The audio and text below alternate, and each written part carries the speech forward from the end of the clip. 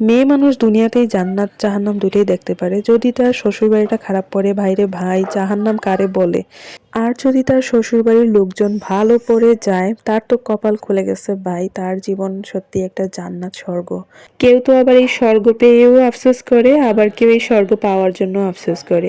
আসলে আমাদের জীবনের চাওয়া পাওয়ার কোনোটাই শেষ নাই। তো যাই হোক, শুভ সকাল, সবাই কেমন আছেন? আশা করছি ভালো আছেন। আরও একটি নতুন ব্লগ দেখার জন্য আপনাদেরকে স্বাগতম। অনেক সকালে উঠা হয়েছে, তো উঠে আমি অনেক কাজকর্ম করেছি, ও রান্নাঘরটা ক্লিন করে তারপরে হাঁড়ি পাতিল ধোয়ার ছিল, অনেক কাজ করলাম। তো এতক্ষণে অনেক ক্ষুধা লেগে গেছে, মেয়েকে স্কুলে দিয়ে আসলাম, এসে দেখি যে আমার ছানাটাও ঘুমাচ্ছিল। এতক্ষণে ও উঠে গেছে। এখন একটা ডিম ভাজা নিয়ে বসছি, এতগুলো ভাত, রাতের তরকারি ছিল, বাসি তরকারি দিয়ে খেতে ভীষণ ভালো লাগছে রোদের মধ্যে বসে।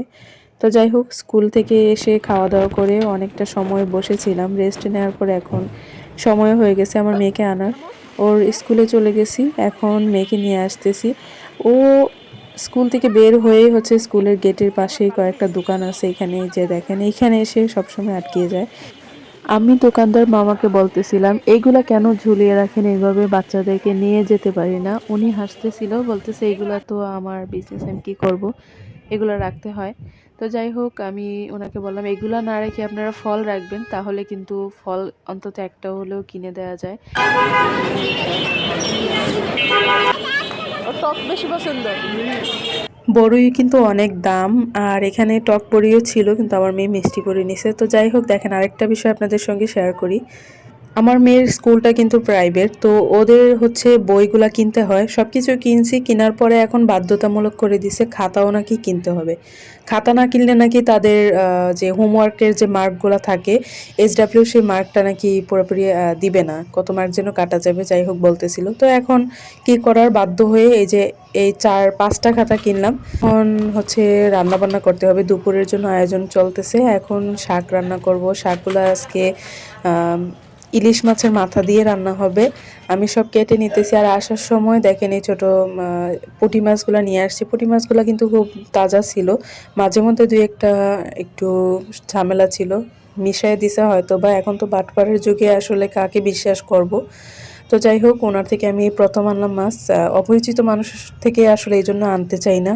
তাজা বলছিল, কিন্তু মিক্স করা ছিল এখানে ফ্রিজের, তা আমি বুঝতে পারি নাই। দুই একটা ধরে হচ্ছে চেক করে আনছি, ওইগুলো একদমই ফ্রেশ তাজা ছিল, তাই আনলাম। তো এখন মাছগুলো কেটে ধুয়ে কিছু রেখে দিব, আর কিছু আজকে ভাজি করব। আর পুঁটি মাছ আমার কাছে ভাজি খুবই মজা লাগে, পেঁয়াজ কাঁচামরিচ বেশি করে দিয়ে, তারপর শুকনো মরিচ দিয়ে কিন্তু অনেক মজা লাগে, ভর্তা বানানো যায়। ভর্তাটা আপনাদের সঙ্গে অন্য সময় শেয়ার করব, আজকে যেহেতু একদমই হাতে সময় নাই, অনেকগুলো মাছ কাটতে হবে। যাই হোক, এখন রান্নাটা করে নিয়েছি, দুপুরে আপনারা লাইভটা দেখতে পারেন। আমি কিন্তু লাইভে এসেই সব রান্নাবান্না শেষ করেছি, আমার লাইভ কিন্তু সেভ থাকে। তো এখন দেখেন লাল শাকটা হচ্ছে মাছের মাথা দিয়ে রান্না করেছি, আর এখানে মাছগুলো একদম বেশি করে পেঁয়াজ কাঁচামরিচ দিয়ে ভেজে নিয়েছি। আজকে বেগুন দিয়ে মাছ রান্না করেছিলাম, মাছটা অনেক মজা হয়েছিল। তো দুপুরবেলা এখন 3 জনের খাবার একসঙ্গে নিয়ে নিছি, ছেলে মেয়ে আমি একসঙ্গে খাবো। খাওয়া দাওয়া করে আমরা বিকেলে একটু ঘুমাইছিলাম, তো ঘুম থেকে উঠে আমার ছেলে মেয়ে শুরু করছে কি খাবে। আমার ছেলেটা তেমন একটা বলতে পারে না, মেয়ে আবদার করছে পিজা খাবে, তো ফাঁকিবাজে একটা পিজা বানিয়ে দিলাম, কিন্তু খেতে ভীষণ মজা লাগছিল, একদম সস টস দিয়ে ভালো করে বানাইছিলাম। তো আজকের ভিডিওটা এখানে শেষ করছি, ভালো লাগলে একটা লাইক দিয়ে যাবেন। আল্লাহ হাফিজ।